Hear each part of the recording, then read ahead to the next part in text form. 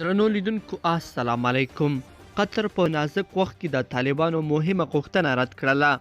په داسې حال کې چې قطر د طالبانو یو له نږدې ملګرو څخه دی او په دې وروستیو کې د طالبانو یوې مهمې غوښتنې ته شا اړولې ده.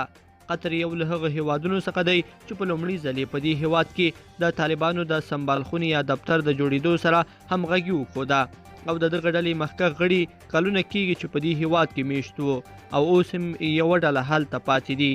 تیره ورځ د قطر او افغانستان د اړیکو په هکله د افغانستان د نوي واکمنۍ د بهرنیو چارو وزیر وویل چې قطر زموږ لپاره د نړۍ سره د نښلولو پل دی او زموږ لپاره خورا ډیر ارزښت لري، خو اوس ښکاري چې داسې چې قطر د طالبانو لپاره دومره ډیر خوندي پل هم نه دی او باید ورسره پام وشي.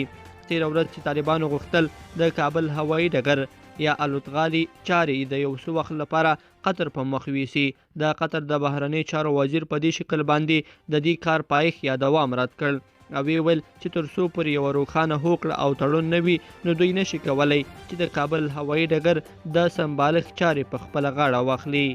بلخوا په کندهار ولایت کې د طالبانو پر ضد په زرګونو کسانو لاریون وکړ وروسته له هغې چې طالبانو په کندهار ښار کې د افغانستان د پوځ اړوند فرقې اوسیدونکو ته له هغه ځای څخه د وتلو پریکړه کړې. د سه شنبې په ورځ په زرګونو کسانو د طالبانو پر ضد لاریون کړی دی. لیدونکو په دې هیله چې دا مطلب به مو تر پایه لیدلی وي، که مو دا ویډیو خوښ شي ویډیو لایک کړئ او چینل سبسکرایب کړئ. تر بیا ښه وخت.